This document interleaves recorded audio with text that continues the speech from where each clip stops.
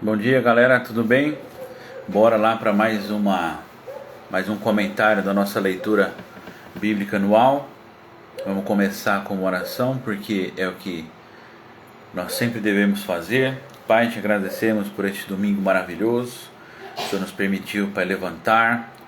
Obrigado, Pai, porque o Senhor cuida de nós, Pai. E nós te pedimos que o Senhor esteja presente aqui conosco, Pai. Nós dependemos totalmente de Ti, Pai. E sem Ti nós não somos nada, Pai, e não conseguimos fazer nada sem o Senhor, Pai. Por isso nós te pedimos que o Senhor esteja aqui conosco, Pai, durante essa leitura, que o Senhor venha ampliar o nosso entendimento, Pai, e acima de tudo, que o Senhor venha colocar em nós o desejo, Pai, de ler a Tua Palavra, Pai, que esse desejo venha brotar nos nossos corações e venha crescer, Pai, a cada dia. Porque te conhecer, Pai, é a eternidade. E nós temos o privilégio, Pai, e o prazer de ter um pouquinho da eternidade aqui conosco, Pai. Te conhecendo através do livro que o Senhor deixou para nós, Pai. Então, que tudo seja feito conforme a Tua vontade, que o Senhor esteja nos conduzindo, Pai. Mas acima de tudo, eu te peço, Pai, que o Senhor esteja em cada lar agora. E que o Senhor esteja, Pai, junto de quem está lendo, Pai, a leitura bíblica neste ano, Pai. Que o Senhor seja aquele quem está incentivando, Pai. E use as nossas vidas aonde o Senhor assim desejar, para que possamos incentivar uns aos outros, Pai, a te conhecer mais. Em nome de Jesus, amém. Bom dia, Rose, tudo bem? Bora lá começar. Nós terminamos a semana passada no capítulo 14 de Êxodo, e aí agora nós vamos dar prosseguimento. A leitura da semana passada terminou no capítulo 13, perdão, e aí finalizou o capítulo 13 com a consagração dos primogênitos, né? E começou a saída do Egito. E aí agora a gente vai lá para o capítulo 14, né? Começa a saída e Deus já começa falando para o povo de Israel que Ele vai mostrar o peso da sua glória. Então o que Deus quis dizer com isso? Ele falou que Israel ia ver não as consequências, mas eles iam ver a continuação da história, porque Deus libertou eles com grande poder. E pelo que a gente vai ler aqui, o poder que Deus vai mostrar na fuga é maior do que o que Ele mostrou na libertação do povo do Egito. Então é por isso que ele começa assim, ele vai mostrar o peso da glória dele. E aí o povo começa a sair, e aí nós temos aquele exemplo que todo mundo comenta, né? Lá no versículo 11, as dificuldades começam a aparecer, porque imagina você guiar um povo numeroso, né? Famílias inteiras, crianças, idosos, animais, carga. Imagina você ter que guiar esse povo todo num caminho desértico, com areia, com sol. E aí, logo de cara, as dificuldades começam a aparecer. E o que acontece? O povo começa a reclamar. Lá no versículo 11, né? Essa foi a primeira viagem que eles tiveram, que eles fizeram várias viagens, eles pararam e andaram muitas vezes, né? E aí, o povo começa a reclamar das dificuldades, né? E aí eu vou fazer um adendo aqui. Quando Deus nos manda percorrer um caminho, se a gente só olha para as dificuldades, tem consequências sérias. Lá na frente a gente vai ver o porquê disso. Mas, porém, nós vamos ver aqui também que assim como aparece uma dificuldade, Deus manda a estratégia para superar essa dificuldade. Algumas vezes de maneira milagrosa, outras vezes com o nosso próprio esforço. E aí a gente vai ver lá no versículo 21 a famosa cena da abertura do mar, né? E aí, para terminar aqui o capítulo 14, né? Lá no versículo 31, o que a gente pode ver? Que através dos feitos de Deus por Moisés, o povo começa a temer a Deus, a temer Moisés e passa a acreditar em Moisés. Então, primeira dificuldade surgiu, o povo reclamou. Deus livrou eles dessa dificuldade milagrosamente. O povo viu e passou a temer e passou a respeitar Moisés. Então até aqui eles não respeitavam tanto. Olha que interessante, né? E aí prosseguindo aqui nós vamos lá para o capítulo 15 de Êxodo. E aí no trecho dos versículos de 1 a 18, tem uma cena que sempre me chama a atenção, né? Que Moisés e a sua irmã, eles cantam. Então os dois se juntam para cantar, né? E eu achei muito interessante. No versículo 18 tem uma mensagem especial nessa música que eles cantam. Eu vou até ler aqui. Versículo 18 do capítulo 15.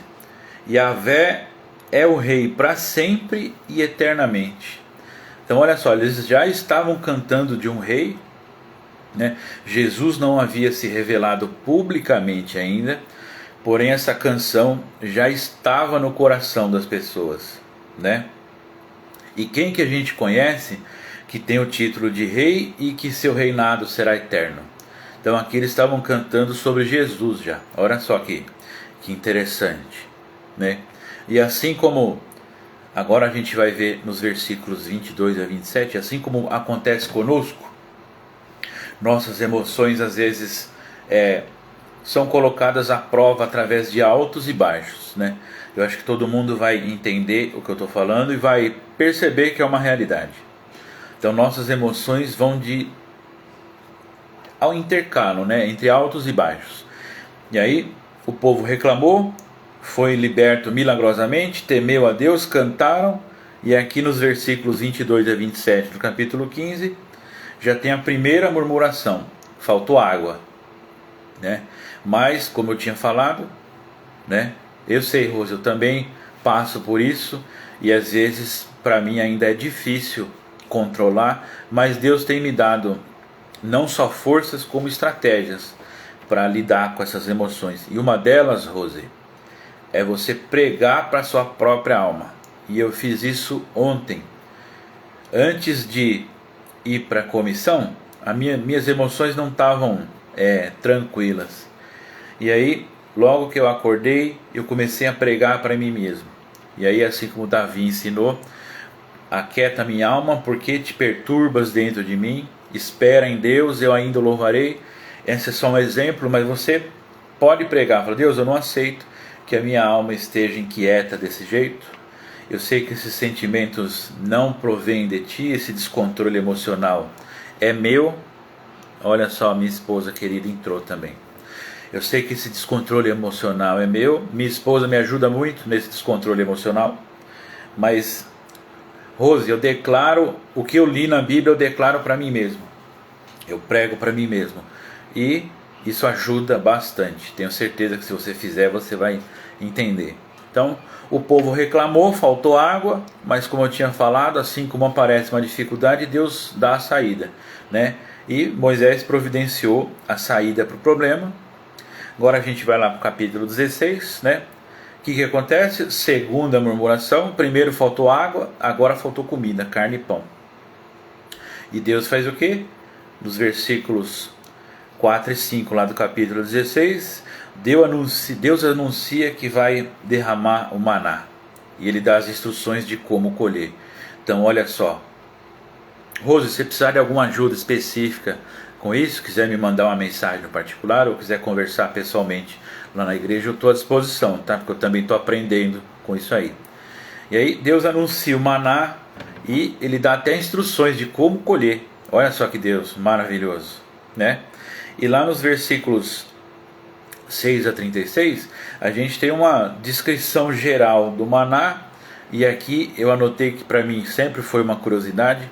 Se a gente for olhar em questões numéricas, o maná é o maior milagre da Bíblia. Porque, vamos fazer uma conta rápida aqui. Na Bíblia só contaram os homens, disseram que eram 600 mil. Vamos supor que cada família tivesse 5 pessoas, então daria 3 milhões de pessoas, quer dizer, 5 pessoas por família, 600 mil famílias, 3 milhões de pessoas.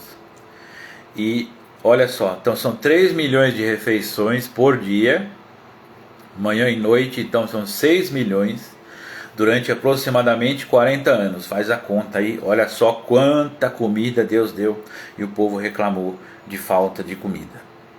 Agora a gente vai lá para o capítulo 17, né? No versículo 3, o que acontece? A terceira murmuração: falta água de novo. Aí olha só, Deus sempre colocando à prova a questão da fé do seu povo e ele sempre dando a saída.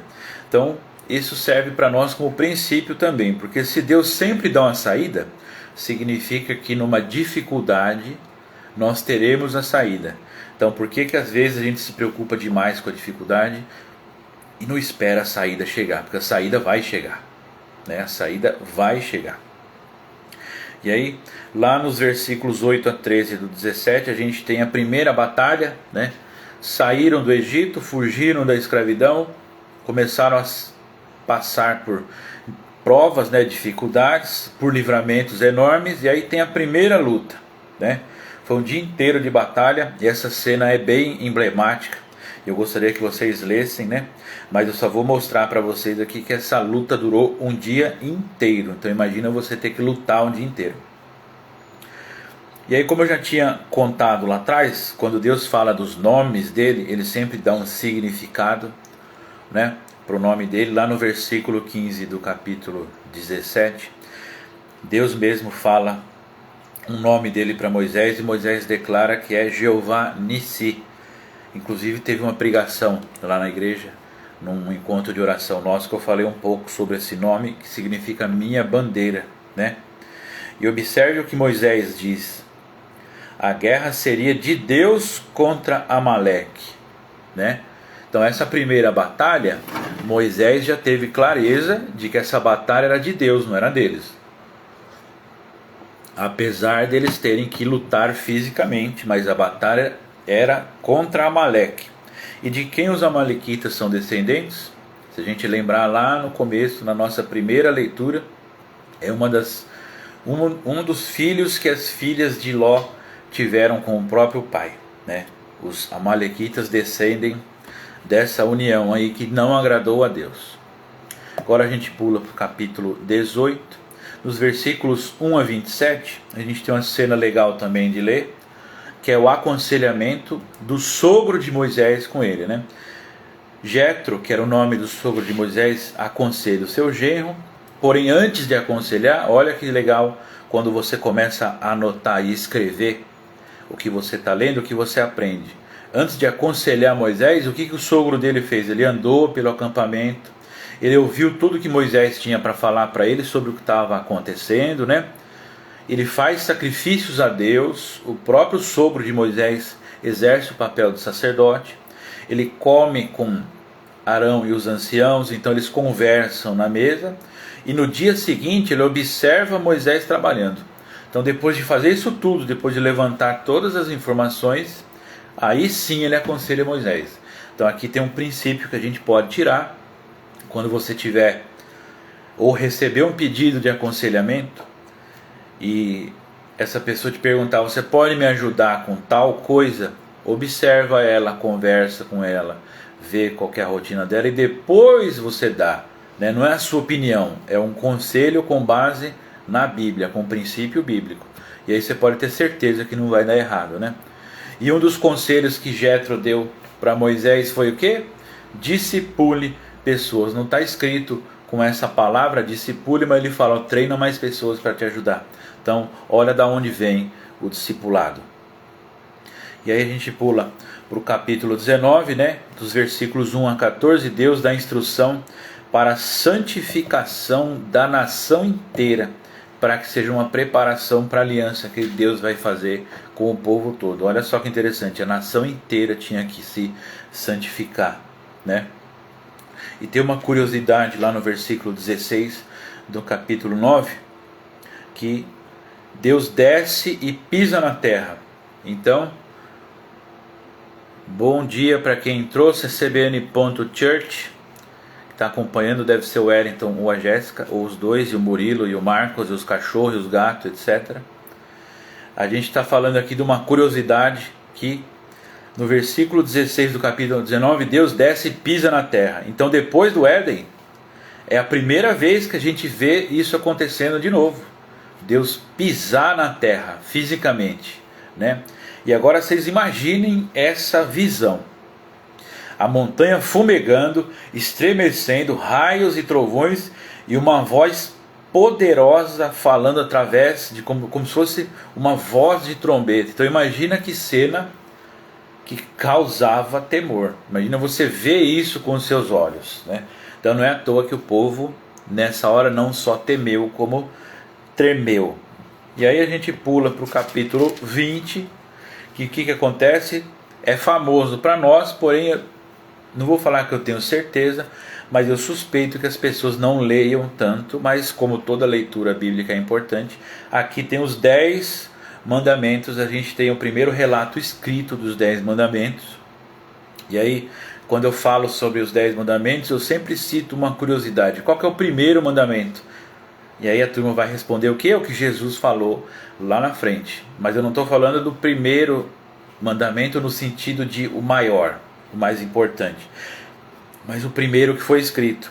E isso demonstra como Deus se preocupa, não só conosco, mas como Ele se preocupa com Ele, porque Ele tem um nome a zelar. E o que Ele fala? Não terei outros deuses além de mim.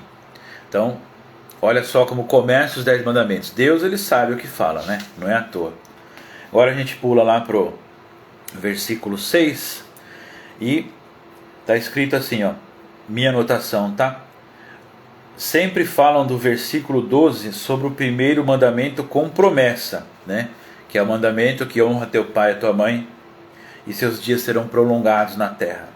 Mas o versículo 5 do capítulo 20 de Êxodo também tem uma promessa, mas a gente só repete a promessa que é boa. Por quê? Porque lá no versículo 5 também tem uma promessa, mas a gente pode não achar tão boa assim essa promessa, que qualquer, vou até ler aqui o capítulo 4 do versículo 20 versículo 20 do capítulo 4 de Êxodo: não faça para você imagem ou qualquer representação do que existe no céu, na terra, debaixo da terra. Versículo 5, que é onde tem a promessa aqui. Não se prostre diante desses deuses, porque eu, Javé, sou um Deus ciumento. Outras traduções está zeloso, mas o X da questão aqui da palavra, o significado real é ciumento.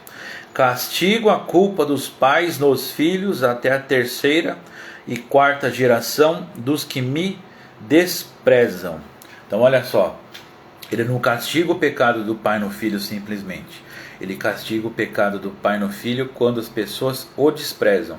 Porque se você se arrepender, Deus não vai te castigar, né? Então se você se atenta ao que Deus fala, você não vai ser castigado. Por quê? Porque o Deus é um Deus ciumento. E na verdade Ele não quer que você seja castigado. Na verdade Ele quer que você se arrependa, né? Então a gente sempre fala da bênção da vida prolongada caso você honre o pai e mãe. Mas aqui, se a gente for olhar com olhar crítico, também é uma coisa boa. Só que a gente não repete, porque a gente acha que é ruim, porque tem a palavra castigo aqui, né? E a gente não fala disso porque a gente pode achar não tão bom assim, né? Castigo até a quarta geração. Mas pare e analise. Se Deus é justo, significa que a justiça dele não é boa? Se ele está falando aqui que ele vai exercer a justiça dele com você, a justiça de Deus não é boa? Ou é porque essa justiça de Deus vai matar a nossa própria vontade?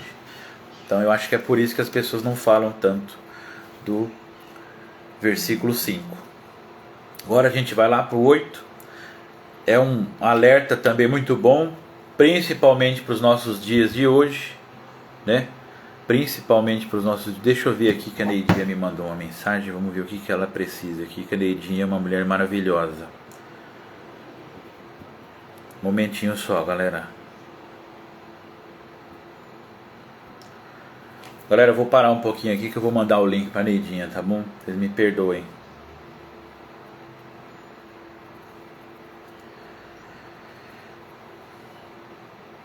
Vamos lá.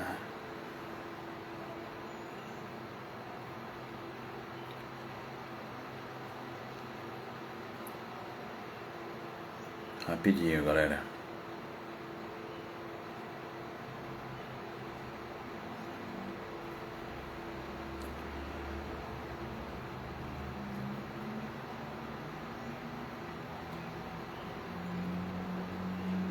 Pronto.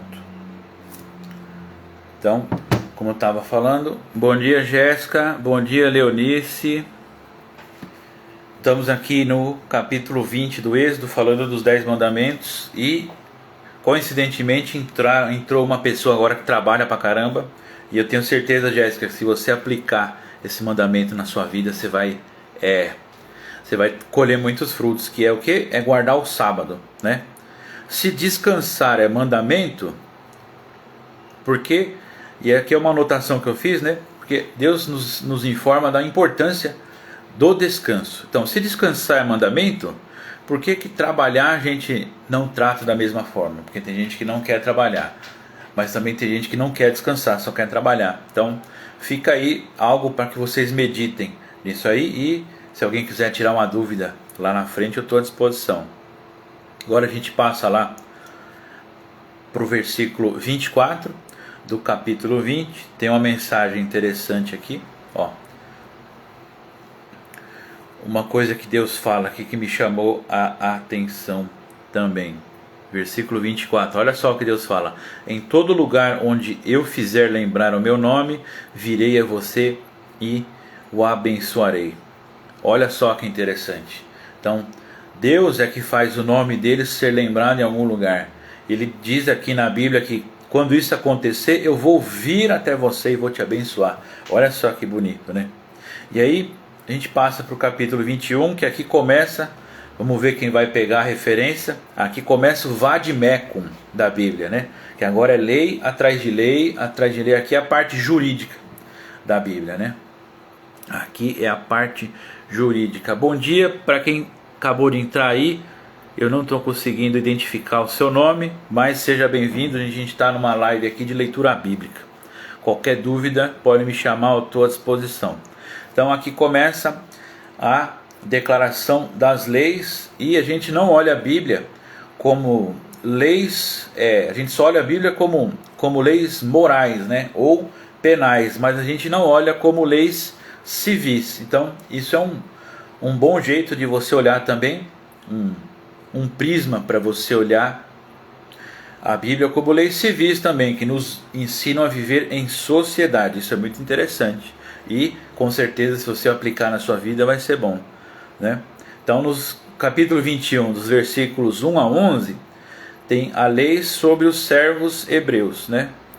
E aqui eu fiz uma anotação interessante que geralmente usam como pretexto, né, para justificar uma vontade pessoal, que é no versículo 5, o que a Bíblia fala sobre brincos, porém no contexto de um escravo que ama o seu senhor, tanto que não quer deixar de ser escravo.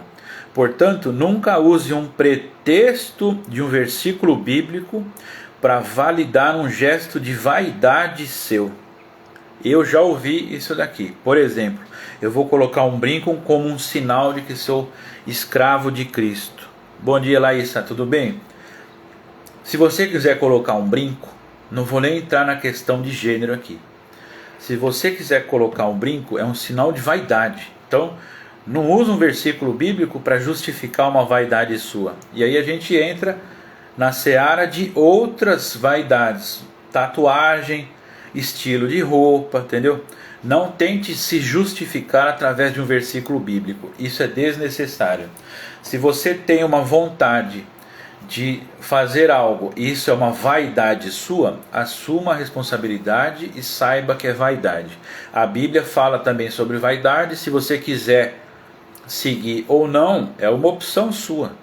Não vou falar que você vai ser abençoado ou amaldiçoado por fazer algo que é mera vaidade. Mas tenha discernimento e não se justifique através da Bíblia, porque isso não é legal. Agora a gente pula lá para os versículos 12 a 17 do capítulo 21. São leis sobre os homicídios. Então a gente ouve falar sobre homicídio culposo e doloso, hoje é comum, mas isso já está na Bíblia, que é um homicídio intencional e não intencional. Então tudo que a gente vive hoje está aqui, cara, está aqui. Nos versículos 18 a 27 nós temos leis sobre agressões pessoais, né? Isso mesmo. Tudo que você for fazer, você pode perguntar: o que estou fazendo revela a Deus? Então, vou falar de um contexto muito específico no qual eu estou inserido.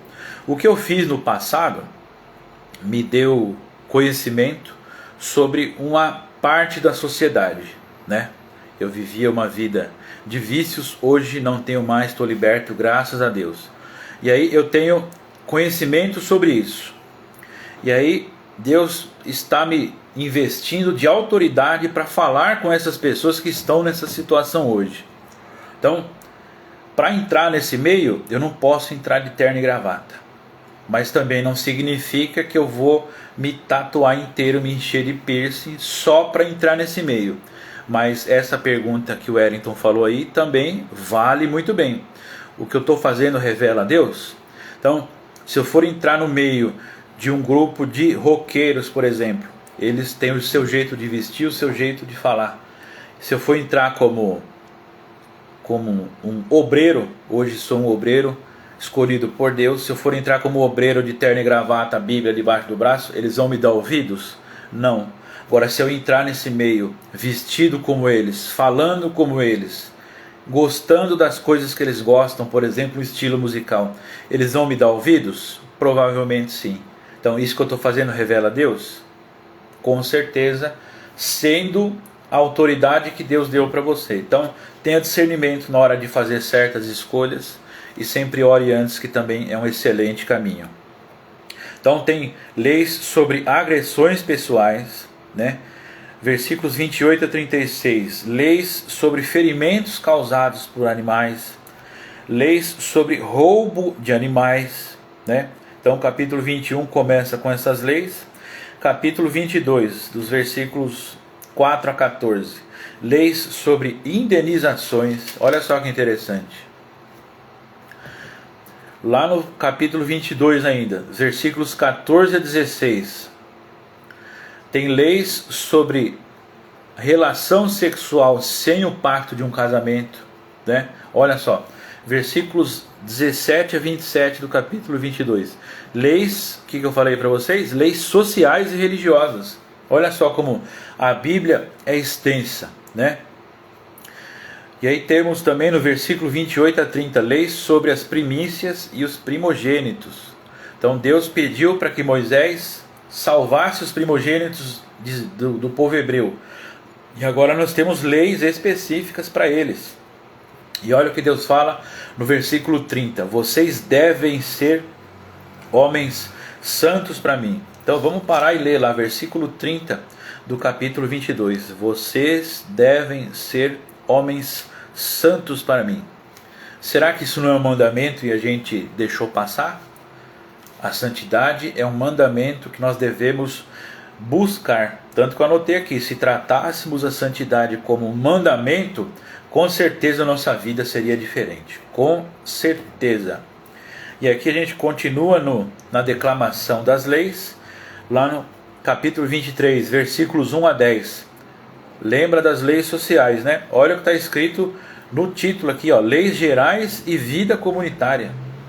Então, Deus te dá a instrução de tudo que você tem que fazer em qualquer meio, em qualquer ambiente, tudo. Então, leis gerais e vida comunitária, como viver em comum. Está aqui, ó, só ler capítulo 23 de Êxodo. Estou indo um pouco rápido aqui, porque é bastante lei, galera, bastante lei mesmo. E aí, lá nos versículos 11 a 23, nós temos o ano do descanso. E esse é um tema que não é muito estudado, mas eu já estudei um pouquinho e eu achei muito interessante. Ele não é nem muito estudado pela igreja, né? Os estudiosos falam bastante, ou abordado em algum culto. Porém, é uma das maiores injustiças. Ó, a Neidinha conseguiu entrar. Fala, Neidinha, bom dia. É uma das maiores injustiças que Israel cometeu com Deus. Por quê? Porque essa ordem nunca foi cumprida. Que era o ano de descanso, a nação inteira deveria descansar. E o povo de Israel não cumpriu. Isso tem que pesar no nosso coração, galera. A gente tem que aprender a desfrutar do que Deus tem. Descansar não é não fazer nada. Isso é algo que a sociedade ocidental colocou no nosso coração. E aí, depois da declaração das leis, Deus fala das festas. Como ele deu uma introdução sobre o ano de descanso, ele te mostrou como você celebrar esse descanso. Então, começa com as festas também. As festas de Israel, elas começam a ser instruídas lá nos versículos 14 a 20 do capítulo 23, né? Que tem a festa dos pães sem fermento, nós conhecemos hoje como Páscoa, a festa das semanas e a festa da colheita. E é isso mesmo, Wellington. Eles acabaram pagando, a nação pagou esse descanso porque a terra tinha que descansar. E o povo não deu descanso para a terra. Então, Deus, como ele tem que cumprir com a justiça do que ele fala, ele fez a terra descansar, tirando o povo de Israel da sua terra natal e mandando eles para um exílio. E a terra, aí sim a terra descansou. Por isso que é interessante estudar a Bíblia, galera, porque tem coisas maravilhosas para a gente descobrir. Depois que Deus dá a instrução sobre as festas, ele dá mais instruções sobre as promessas, né? Do que instruções sobre as festas e as promessas que tem nessas festas. E Deus não cumpre só os seus acordos, Wellington. Deus cumpre a aliança dele.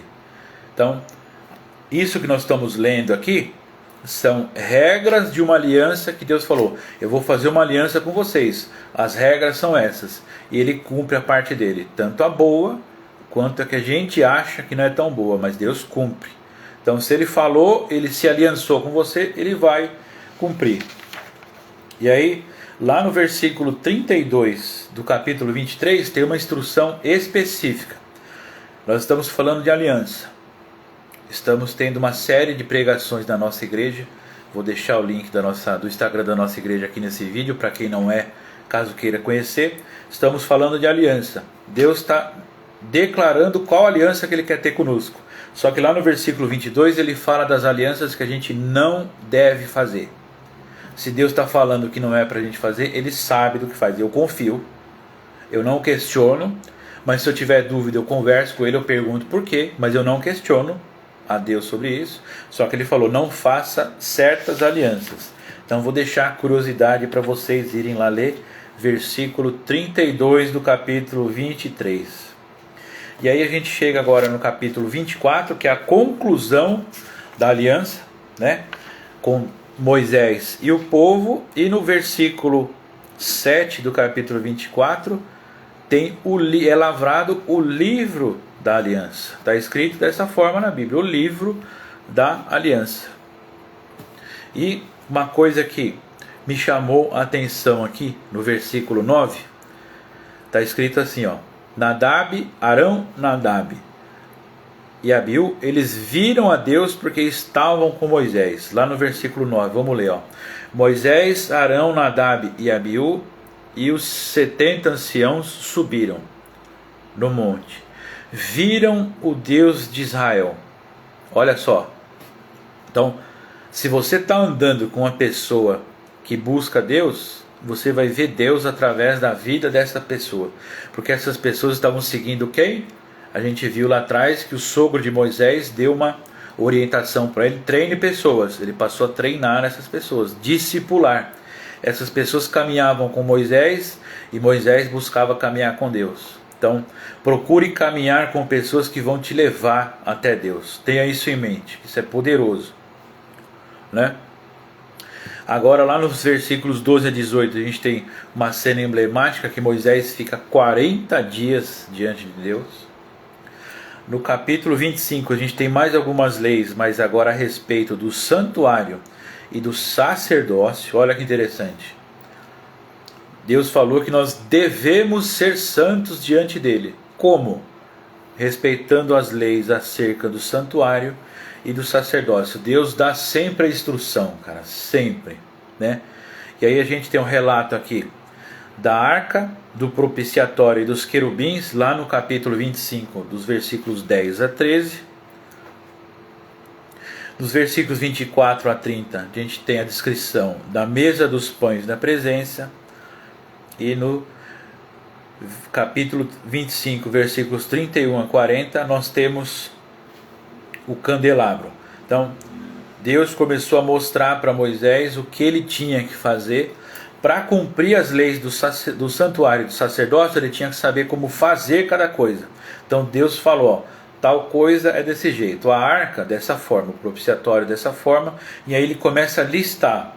A tenda nós conhecemos como o nome comum, tabernáculo de Moisés, e a estrutura, né? E Deus fala para Moisés, falou: faça sempre conforme mostrado no modelo. Então Moisés viu um modelo de santuário. E aí a tenda está lá no capítulo 26 de Êxodo. Aí vai falar do véu, do altar dos holocaustos, do pátio, do azeite para o candelabro. E olha só, capítulo 26 inteirinho é dando instruções de como seria feito a tenda. E aí no capítulo 28 a gente tem as instruções de como fazer as roupas do sumo sacerdote e dos sacerdotes. E aí olha que interessante que Deus fala aqui: quem vai fazer tudo isso? Pessoas hábeis a quem eu concedi o espírito de sabedoria. Então olha só que interessante, as pessoas já tinham essa habilidade de fazer um trabalho manual, porém Deus completou eles com um espírito de sabedoria. Então capítulo 26 e 27 sempre instruções de como construir a tenda e todos os utensílios que tinha dentro, né? Capítulo 28 começa com a roupa do sumo sacerdote e dos sacerdotes. E aí sobre a roupa do sumo sacerdote tem instruções especiais, porque ia ser uma pessoa só. Então lá no capítulo 28, versículos 6 a 14, a estola sacerdotal é aquilo que os padres usam, que a gente vê hoje. É mais na igreja católica que ainda existe essa liturgia de usar essa roupa, né? Capítulo 28, versículos 15 a 30, o peitoral do julgamento. O que continha nesse peitoral? As pedras com o nome de cada tribo estariam sobre o coração do sumo sacerdote. Então, para que quando ele entrasse no Santo dos Santos, isso lembrasse que ele carrega a cada passo e a cada decisão, o peso da nação está sobre o coração dele. Olha só que importante isso, era uma pessoa só. Então toda decisão do sumo sacerdote, toda escolha e toda ação, ele carregava o peso do povo no coração dele, para que ele pudesse pensar direito no que ele ia fazer. Olha só, como Deus é detalhista. Capítulo 28, versículos 31 a 35, o manto que o sumo sacerdote usaria. E no capítulo 28, do 36 ao 39, nós temos o selo da consagração, o que demonstraria para o povo que essas pessoas foram consagradas. E para finalizar o capítulo 28, os versículos 30 a 43, as vestes dos sacerdotes. Então o povo precisava saber que aquelas pessoas foram separadas para servir num sacerdócio. Só que aqui fica uma curiosidade: Deus não nos formou para ser um reino de sacerdotes? Então por que aqui precisava ser só uma pequena parte do povo? Será que Deus já sabia de algo que a gente não sabia na época? Fica a curiosidade para vocês. E aí, vamos lá para o capítulo 29. A turma acha que não é interessante ler isso, mas é muito interessante sim, cara. Você lê essas instruções aqui do que o povo tinha que saber. Sim, esse deve ser o nosso sentimento hoje, porque nós somos os sacerdotes dessa geração. Então, exercer o sacerdócio bíblico é mandamento. Se a gente tivesse noção da importância disso, com certeza a nossa situação como povo e como nação pode ser que não estivesse da forma como está hoje. Essa é uma responsabilidade da igreja, exercer um sacerdócio bíblico. Por isso que a gente está aprendendo tanto juntos como exercer este sacerdócio. Lá no capítulo 29 nós temos um relato da consagração de Arão e de seus filhos, que está nos versículos 1 a 35. É um relato bem extenso de como consagrar um sacerdote, um sumo sacerdote. E aí, o que me chamou a atenção aqui, por isso que é bom você comparar versões bíblicas, porque na minha está escrito assim, ó, que a gente sabe que quando fazia-se uma oferta, queimava-se algo no fogo, e todo mundo que lê Bíblia ou que faz parte do contexto de igreja vai saber que o que acontece? a fumaça sobe como um cheiro suave e agradável. Só que na minha tradução está: ao cheiro da oferta queimada é um perfume apaziguador. Então, por isso que é bom você comparar versões bíblicas para ter um entendimento um pouco maior. É um cheiro suave e agradável? Sim, mas o que esse cheiro causa? Esse cheiro apazigua a ira. Quando era feito um sacrifício, era para se apagar um pecado apenas. Então esse cheiro apaziguava o coração de Deus para que ele não derramasse a ira dele sobre esse pecado específico. Então olha só, é um perfume apaziguador. Então, capítulo 29 tem a consagração de Arão e seus filhos, tem a consagração do altar, né? Então, você precisa ser consagrado para um serviço e as ferramentas que você vai usar também precisam ser consagradas. Então o capítulo 29 inteiro fala isso. Para exercer um sacerdócio temos que ser consagrados. Isso é algo que a gente tem que ter conhecimento também. Capítulo 30. Nós temos o altar do incenso. Versículos de 1 a 10. Né? E aqui ele dá uma encerrada, né? Nas instruções da consagração e da construção dos itens do tabernáculo, né, da tenda. E aí ele dá uma breve instrução agora no capítulo 30, versículos 11 a 16, quando for recensear o povo. E o que precisa fazer no recenseamento? Você vai contar o povo e o tributo que cada um tem que pagar. Então, olha da onde vem a origem do pagamento de tributos. E aqui, se a gente for ler esse texto aqui e ver o que Deus quer dizer com pagar o tributo, nós estamos pagando o tributo para separar a nossa vida para Deus. Então, hoje nós vemos o imposto como algo pesado apenas, ou como algo que é obrigatório e que não é legal pagar, mas a origem da palavra tributo na Bíblia, nós estamos pagando um imposto para que Deus, esse entendimento meu, tá galera? Então, se vocês quiserem estudar, nada melhor do que a Bíblia para responder essa dúvida.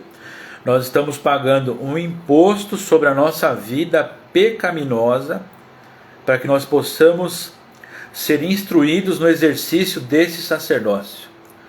Então olha só, tem uma passagem famosa que Davi fala lá na frente, a gente vai chegar lá na nossa leitura, né, quando ele vai comprar um terreno para construir um templo para Deus, ele fala: não posso fazer nada que não me custe. Então, para que nós tenhamos uma vida com Deus, existe um preço a ser pago. E aí eu entendi isso como um princípio, como a origem do termo tributo. Então, se quiserem estudar mais sobre o assunto, vamos nos debruçar sobre a Bíblia e tirar da Bíblia o entendimento, que é o Espírito Santo que nos revela essas coisas, né? E aí, continuando aqui, Deus manda fazer uma bacia para os sacerdotes lavarem as mãos. Está lá no capítulo 17 a 21, versículo do 17 ao 21, lá do capítulo 30, que é onde nós estamos. Uma bacia que só os sacerdotes usariam para lavar as mãos. Dos versículos 22 a 38, como fazer o óleo para unção e o incenso para ser queimado diante de Deus. Olha só. E aí a gente pula agora para o capítulo 31, né? E Deus já começa falando dos artesãos inspirados por Ele. Agora ele já deu toda a instrução de como fazer, agora eu vou mostrar quem vai fazer. Então olha só que interessante. As pessoas já tinham, como eu já tinha falado, as pessoas já tinham essa habilidade, né? E aí, só que Deus completou com um espírito de sabedoria, para que eles pudessem fazer. Então nós temos Bezalel e Oliabe, foi os dois que Deus escolheu para chefiar a construção do tabernáculo. Olha que interessante, né? E aí tem uma coisa especial que eu anotei aqui, no versículo 6 do capítulo 31, vamos ler lá. Deus escolheu Bezalel, eu dou a ele como ajudante Oliabe, filho de Aquisameque da tribo de Dan, e no coração de todos os sábios de coração coloquei a sabedoria para que realizem tudo que ordenei a você. Então Deus deu a ordem para quem? Para Moisés. Só que a gente viu lá atrás que Deus estava fazendo o que com o coração do faraó? Pesando. E aqui com o povo de Deus é a mesma coisa. Ele estava vendo quem era sábio de coração. Olha só, então Deus achou duas pessoas aqui sábias de coração, e no coração deles ele colocou um espírito de sabedoria. Então olha só como é profundo a gente ler um versículo apenas e a gente se abrir para ser ministrado pelo Espírito Santo. O quanto é bom ter a vida transformada por isso aqui. Então a pessoa já era sábio. Ó, que entrou agora o Roberto. A gente estava falando de muitas ofertas queimadas aqui, Roberto. É uma coisa que Deus gosta e você também gosta, que é churrasco, né? Brincadeiras à parte, vamos voltar aqui. Deus sabia que o coração desses homens, esses homens eram sábios de coração. Então no coração deles Deus colocou um espírito de sabedoria. Então olha só que legal, cara. E aí Deus repete algumas instruções lá no capítulo 31, versículo 12 até o 18, ele repete o sábado, e ele fala aqui no versículo 12 que observar o sábado será um sinal entre mim e vocês. Olha só, então Deus ele olha para o nosso descanso como um sinal entre você e ele. Então olha só, toda aliança tem um sinal. Meu casamento com a minha esposa tem um sinal visual para todos verem. Então o sinal da sua aliança com Deus é saber descansar nele, porque isso é Deus que está vendo, não sou eu. E eu vou ler aqui versículo 13 em especial, ó. Versículo 12. Yahvé disse a Moisés, versículo 13: fale aos filhos de Israel, observem meus sábados, porque são um sinal entre mim e vocês através das gerações, para que todos saibam que eu sou Yahvé, aquele que santifica vocês. Então, guardar o sábado, desfrutar do descanso, contemplar quem Deus é um sinal de aliança entre você e Deus. Então, olhe com mais detalhes para as palavras que são ditas na Bíblia, porque existem sabedorias, princípios e segredos maravilhosos aqui, né? E aí a gente vai para o capítulo 32. Até então Moisés está lá no monte 40 dias. Bom dia, Ju, tudo bem? A gente está no capítulo 32 de Êxodo agora. Quem está chegando agora pode acompanhar depois, eu vou subir no YouTube também. Tudo vai ser colocado aqui na descrição do vídeo, o link, etc. Todas essas instruções que eu te mostrei aqui, Moisés recebeu lá no monte, 40 dias, sozinho, conversando com Deus, e o povo esperando. O que acontece? Que o povo fala que Moisés demorou demais. Lá no capítulo 32, o que o povo faz? Mandarão fazer um bezerro de ouro. Olha só, versículos 1 a 6 do capítulo 32, e aqui a coisa começa a desandar para o lado do povo e para Arão, porque o povo pede para Arão fazer um Deus que os guie no deserto, e Arão faz. Olha só, então não negocie o seu sacerdócio por pressão externa. Esse é um aviso muito sério. Não negocie o seu sacerdócio por pressão externa. Se Deus te deu uma direção, siga, mesmo que as pessoas ao seu redor não concordem ou não queiram seguir. Não negocie o seu caráter por causa de pressão externa. O povo fez um pedido para Arão. Arão fez um bezerrão de ouro, né? E o que acontece depois disso? Deus percebe e manda Moisés intervir. E aqui a gente tem a primeira vez de Moisés sendo descrito como intercessor. Versículos 17 a 14 do capítulo 32. Deus manda Moisés e falou: desce lá e intercede pelo povo. Olha só. E agora eu vou ler aqui para vocês os versículos 11 a 14, que é a intercessão de Moisés. Moisés suplicou a Yahvé, seu Deus, dizendo: por que se inflama tua ira contra o teu povo, que tiraste da terra do Egito, com grande poder e mão forte? Porque os egípcios haveriam de dizer: eles o tirou com má intenção, para matá-los entre as montanhas e exterminá-los da face da terra? Desiste do ardor da tua ira, revoga o castigo que pretendias aplicar ao teu povo. Lembra-te dos teus servos Abrão, Isaque e Israel, aos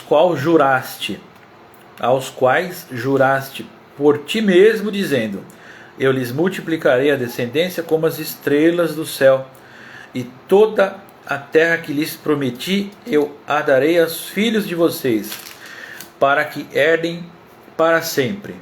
E Yahvé se arrependeu do castigo com o qual havia ameaçado o seu povo. Então, olha só a importância do sacerdócio. Moisés estava exercendo o sacerdócio dele e passou a atuar como intercessor, com Deus ordenando ele. Então não foi da cabeça dele que ele decidiu: vou interceder pelo povo. Não, Deus mandou.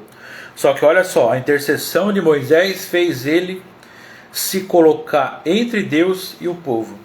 Porque Deus é justo, ele falou: vou ter que destruir esse povo, porque eles estão me desobedecendo. Eu dei um mandamento: não tenha outros deuses além de mim. Primeira coisa que o povo fez, o primeiro mandamento que eles descumpriram, tiveram outro Deus além de Yahvé. Olha só, então Deus ele ia ter que exercer a justiça. Moisés se colocou entre Deus e o povo. Então ele estava no meio da ira de Deus ali. Então olha a importância da intercessão. E vendo tudo isso, a hora que Moisés desceu do monte para interceder pelo povo, ele viu o que estava acontecendo, ele ficou tão furioso que ele quebrou as tábuas da lei que Deus tinha escrito com as suas próprias mãos. Olha só. Então, nosso erro pode levar uma outra pessoa a pecar. Então, nós temos que ter muita atenção com o que nós fazemos. Principalmente agora que nós sabemos que somos sacerdotes escolhidos e separados por Deus para exercer essa função, para que o mundo veja que a nossa vida é diferente. Então, assim como a santificação da nossa vida nos leva a revelar quem Deus é para outras pessoas, para que elas queiram se achegar a Deus, nossas atitudes também podem revelar o contrário e atrair a justiça de Deus sobre a vida da pessoa. Então, nossas ações precisam ser muito bem pensadas. Então, Moisés quebra as tábuas da lei, capítulo 32, versículos 15 a 20. E aí, no capítulo 32, versículos 21 a 29, Moisés se deixou levar pela ira e quebrou as tábuas, né? Porém, ele viu o que aconteceu e ele também foi tomado pela ira agora. Só que o que acontece? É a ira para exercer justiça. Então, ele reúne os levitas, né? Eu vou deixar para que vocês leiam com calma esse trecho aqui, capítulo 32, versículos 21 a 29. Só que Moisés reúne os levitas e fala: nós vamos exterminar quem estava fazendo errado, né? Nossas ações refletem em todos ao nosso redor. Qual foi a consequência desse pecado que o povo cometeu e a justiça que Moisés e os levitas tiveram que exercer? 3.000 pessoas morreram. Então, olha só, você acha que Deus se agradou por causa de 3.000 pessoas que tiveram que morrer? Com certeza não. Porém, o nosso sacerdócio vai nos levar a revelar quem Deus é e vai nos exigir que as nossas ações transpareçam justiça de Deus. Não significa que a gente vai ter que chegar nesse ponto aqui de exterminar alguém, mas comportamentos vão ter que ser mudados, palavras, verdades vão ter que ser ditas, e o nosso caráter vai ter que ser revelado. Então, sacerdócio é coisa séria. Para concluir o capítulo 32, lá nos versículos 30 a 35, Moisés se irou, quebrou as tábuas da lei, exerceu o juízo de Deus ali, cumpriu com o sacerdócio dele, limpou o pecado do povo. Agora ele tem que fazer uma expiação pelo pecado.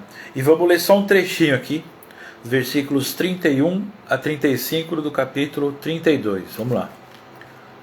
Moisés expia os pecados do povo. Moisés voltou para Yahvé e disse: este povo cometeu um pecado gravíssimo, fabricando deuses de ouro. Agora, porém, ou perdoas o pecado deles, ou me riscas do teu livro que escreveste. Yahvé respondeu a Moisés: riscarei do meu livro todo aquele que pecou contra mim. Agora vá e conduza o povo para que eu lhe disse: eis que meu mensageiro irá à frente de vocês. Mas quando chegar o dia da minha visita, eu pedirei contas do pecado sobre eles. E Yahvé feriu o povo por fazer o bezerro que Arão tinha fabricado. Então, Moisés intercedeu pelo povo, fez uma expiação pelo pecado e foi ousado na sua frase: ou o Senhor perdoa eles, ou me risca desse livro que o Senhor escreveu. O que Deus responde? Olha a sabedoria de Deus: eu vou riscar quem pecou. Então significa que nesse assunto Moisés não tinha pecado. Então a gente tem que ter discernimento também na nossa vida, se as nossas ações elas estão em pecado ou não, para que a gente possa exercer o sacerdócio verdadeiro. Então Deus falou: eu vou riscar quem pecou, não quem não pecou, porque Moisés não tinha pecado. Só que o que Deus fala aqui? Meu mensageiro vai na frente, e quando chegar o dia da minha visita, pedirei conta do pecado. Lá na frente, no Novo Testamento, a gente vê um anúncio de uma outra pessoa que viria e pediria contas do pecado da humanidade. Então, o próprio Deus aqui falando de Jesus lá na frente, que ele voltaria para julgar a terra. Então, a leitura da Bíblia, gente, é maravilhosa. Por isso que eu me encanto com isso daqui, cara. Eu me encanto mesmo, não é exagero. Eu sou um cara apaixonado pela Bíblia. Aí a gente pula para o capítulo 33, que é o último que a gente vai comentar hoje, né? E aí, com isso tudo que aconteceu, com o pecado do povo, Deus fala para Moisés que não vai mais com o povo. Está lá nos versículos 1 a 6 do capítulo 33. E como Moisés era um intercessor e se colocou entre Deus e o povo, ele não é que ele se achou com liberdade de falar, ele sabia o que ele podia falar com Deus. Lá nos versículos 7 a 11, olha como Moisés se posiciona. Moisés falava com Deus face a face quando ele saía da tenda. Deus falava com Moisés face a face. E quando ele saía da tenda, alguém ficava lá na tenda. Mas Moisés falou com Deus, e nos versículos 12 a 23 é uma das passagens que mais me impressionou em toda a Bíblia, né? Não a que mais me tocou, mas a que mais me impressionou. Porque o que acontece aqui? Moisés fala com Deus, fala: se o Senhor não for, eu não vou. Olha só, se o Senhor não for na frente, eu não irei. Então Moisés sabia que era ele que ia liderar o povo, e não é que ele desafiou Deus, mas ele falou: se o Senhor não for na frente, Deus falou que ia mandar um mensageiro. Moisés falou: eu não quero um mensageiro. Não é que eu não quero, eu não aceito um mensageiro, só o Senhor. Por quê? No fundo, Moisés sabia que só Deus conseguiria guiar aquele povo. Não que Moisés estava desconfiando do mensageiro de Deus, não. Mas Moisés sabia que ele estava diante de uma tarefa tão difícil que só Deus poderia fazê-lo completar essa tarefa. Olha só que coisa profunda. Então Moisés disse: eu quero o Senhor comigo. Então, eu quero tua presença comigo.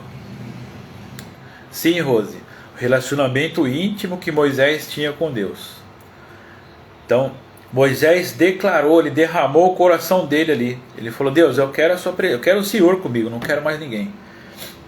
Lá na frente a gente vê um versículo que Deus fala para Paulo: só minha graça te basta, só minha presença te basta. Olha só. Então Moisés declarou: só o Senhor me basta, eu não quero mais ninguém. E aí a gente vai concluir aqui a nossa leitura. Deus atende o pedido de Moisés, né? Fala que vai junto com eles. Deixa eu só ver um negocinho que apareceu aqui rapidinho, galera. Nós estamos terminando Eu falei que a gente ia acabar no 33, não, a gente vai acabar no 36, tá? Então, capítulo 34. Deus, sempre que ele exerce juízo, ele declara a aliança dele de novo e renova a aliança. Então Deus refaz os 10 mandamentos, lá no capítulo 34. E aí tem uma curiosidade aqui no versículo 6, eu vou até ler para vocês.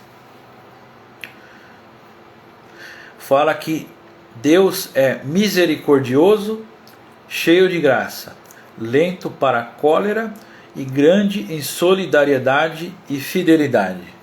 Lá no Novo Testamento nós temos uma pessoa declarando que é manso e humilde de coração. Então, para fazer um paralelo entre Deus e quem que eu estou falando aqui, que é manso e humilde de coração, Jesus. Isso é para demonstrar que Deus e Jesus têm o quê? O mesmo coração, manso e humilde, foi como foi descrito no Novo Testamento.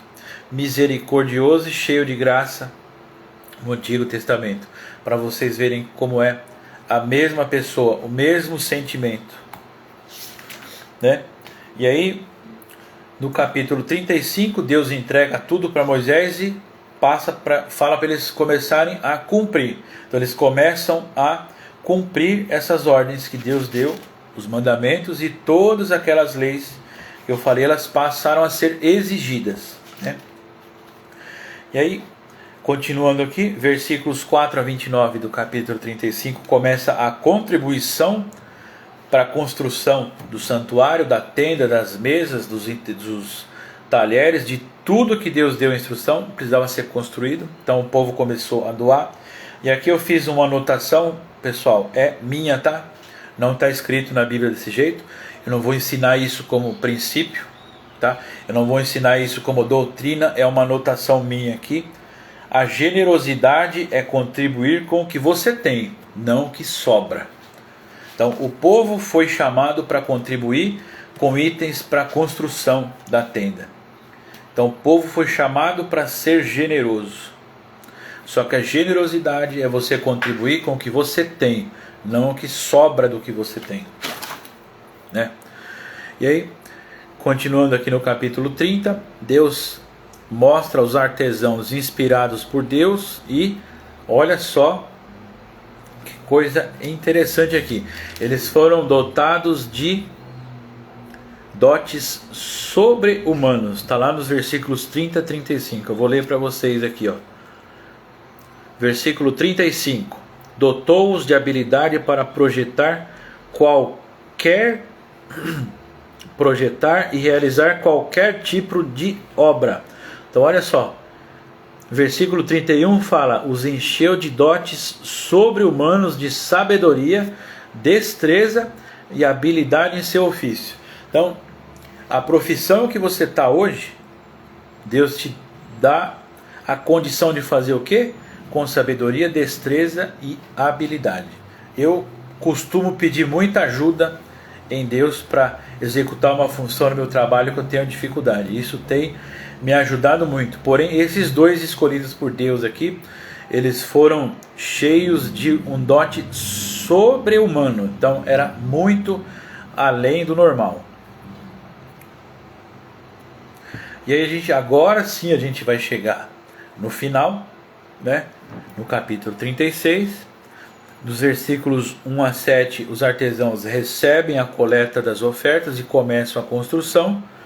E aqui vai detalhar a construção de item por item.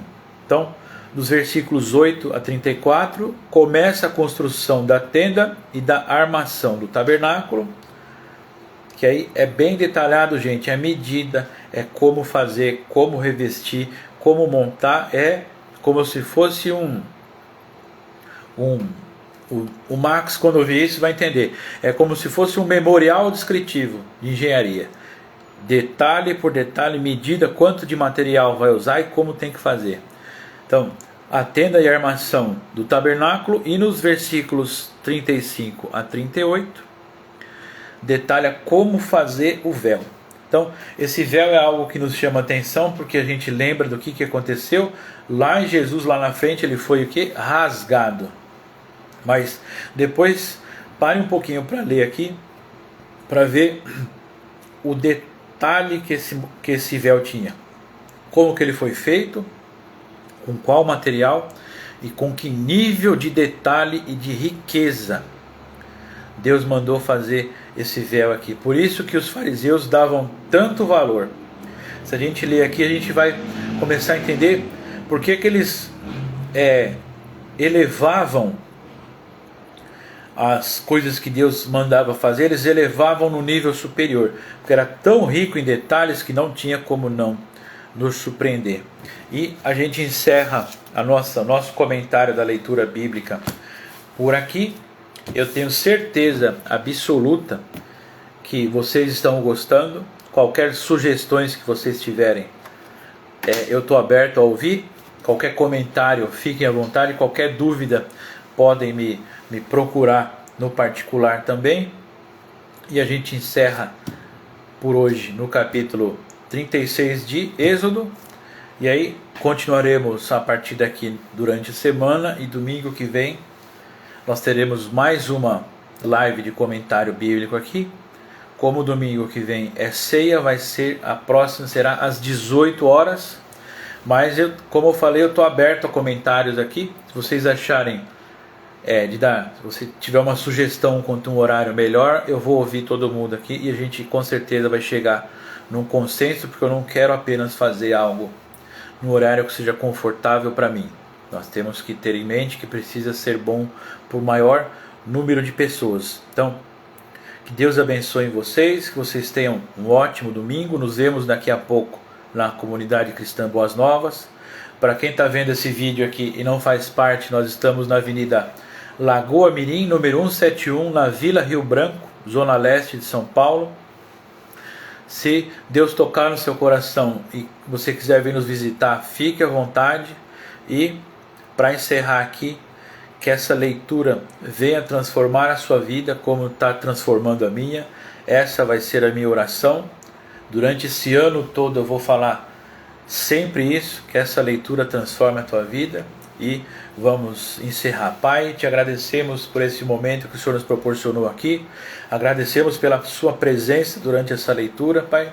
Que nós venhamos a ter discernimento dado por Ti, Pai, para aprender a Te conhecer através do livro que o Senhor deixou para nós, Pai. Que essa leitura venha fazer parte da nossa vida diária, Pai. E o que nós estamos aprendendo aqui, que nós venhamos a passar adiante com o coração aberto, Pai, com o coração alegre, para que pessoas possam ser transformadas pela Tua palavra, Pai. Pedimos a Tua ajuda, e assim como Moisés falou, nós pedimos também, Pai.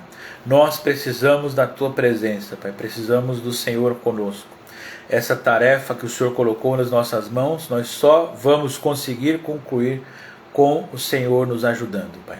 Então nós te pedimos, vá na nossa frente, Pai, e que nós possamos estar atentos para Te seguir e Te servir onde o Senhor está, Pai. Nós queremos andar nos Teus caminhos, Pai. Abençoe cada lar que recebeu essa palavra, Pai. Abençoe cada família, cada pessoa, Pai.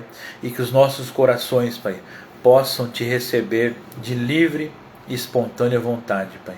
E que o Senhor possa preencher todas as nossas necessidades, Pai.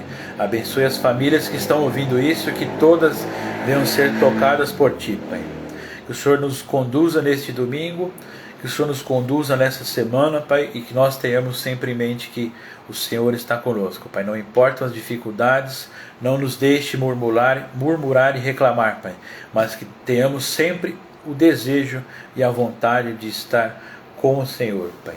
Em nome de Jesus é o que nós oramos. Amém.